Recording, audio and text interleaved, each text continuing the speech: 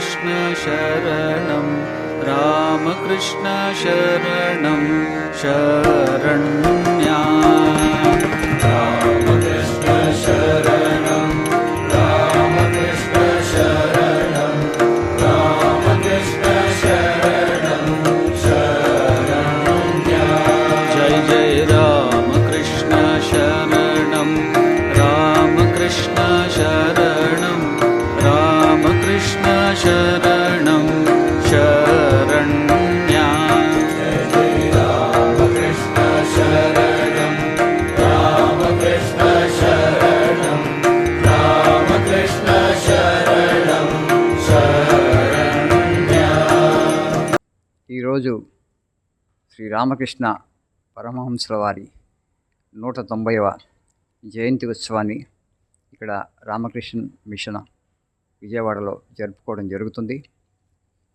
శ్రీ రామకృష్ణ పరమహంసుల వారు 1836లో పశ్చిమ బెంగాల్లోని ఒక చిన్న గ్రామమైన కామార్పుకూర్లో పుట్టారు. వారు 1886లో సమాధిని పొందారు, దేహత్యాగం చేశారు. జీవించింది 50 సంవత్సరాలు అయినప్పటికీ కూడా ఆయన అనేక తపస్సాధనలు చేసి భగవంతుణ్ణి అనుభవం ద్వారా తెలుసుకొని జీవితాంతం భగవంతుడి గురించే మాట్లాడారు.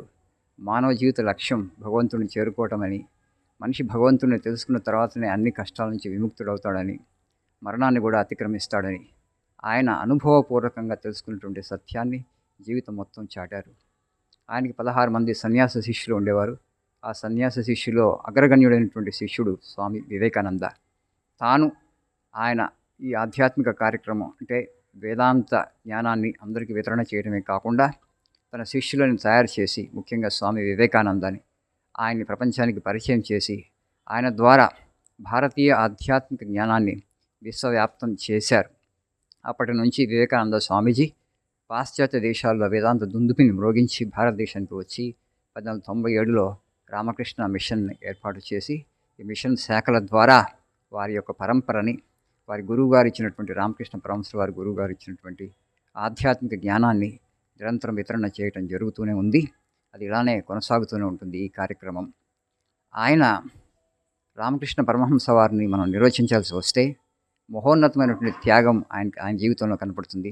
అలాగే ఆయన సత్యనిష్ట, త్రేతాయుగంలో శ్రీరాముడు చంద్రుడు ఏ విధమైనటువంటి సత్యనిష్టను కనబరిచారో అదే విధమైనటువంటి సత్యనిష్టని మనం శ్రీరామకృష్ణ పరమహంసుల వారు చూస్తాం.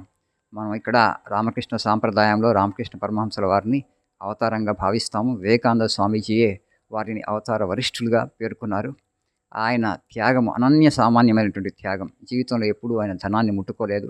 ఒకరోజు ఆయన కొంత మట్టిని ఒక చేతిలోకి తీసుకొని ఇంకో చేతిలో కొన్ని నాణాలను తీసుకొని ఠాకా మాటి మాటా ఠాకి అంటే బెంగాలీలో మట్టి నాణెం మెటలు రెండు ఒకటే అని చెప్పి రెండింటిని కూడా నదిలో విసిరివేయడం జరుగుతుంది.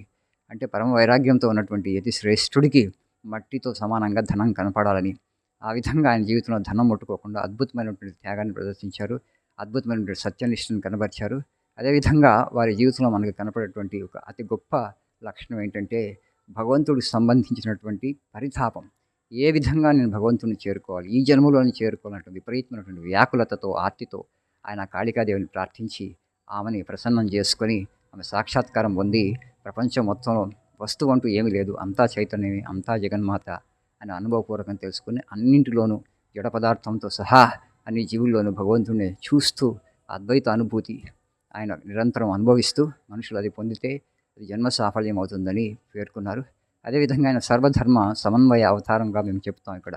అంటే అన్ని ధర్మాల యొక్క మూలసారాన్ని ఆయన తెలుసుకున్నారు. అన్ని మత సాధనను అనుష్ఠించి అన్నీ కూడా భగవంతుని చేరుకోవడానికి సరైనటువంటి మార్గాలే, ఎవరికి నచ్చినటువంటి మార్గాన్ని వారు ఎంచుకోవచ్చని జతో మత్ తతో మత్ అన్నారు బెంగాలీలో. అంటే నీ మనస్సులో అన్ని మార్గాలు, నీకు నచ్చిన మార్గాన్ని ఎంచుకో, నీ మనస్సుకు నచ్చిన మార్గాన్ని ఎంచుకో, కానీ ఇతర మార్గాలను నిందించకు, ఇతర మార్గాలను నువ్వు చులకనగా చూడవద్దు. ఎవరికి నచ్చిన మార్గాన్ని వాళ్ళు ఎంచుకోవచ్చు. ఎన్ని మనస్సులు ఉన్నాయో అన్ని మార్గాలు ఉంటాయి భగవంతుని చేరుకోవడానికి, ఎవరి మార్గం వారిదే.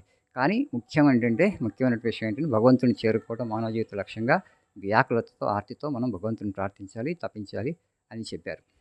ఇవాళ పొద్దున మంగళారతితో కార్యక్రమం స్టార్ట్ అయింది. తర్వాత భజనలు, పూజ, విశేష హోమం జరిగింది. తర్వాత భక్తులకి ప్రసాద వితరణ చేయడం జరిగింది.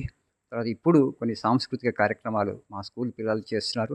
రామకృష్ణ పరమహంస జీవితంలోని కొన్ని సంఘటనలు మరియు వారి సందేశాన్ని ఒక స్కిట్ రూపం ద్వారా వాళ్ళు ఇప్పుడు ప్రదర్శించబోతున్నారు. అలాగే పిల్లలే కొన్ని భజనలు రామకృష్ణ వారి మీద కొన్ని కీర్తనలు పాడారు.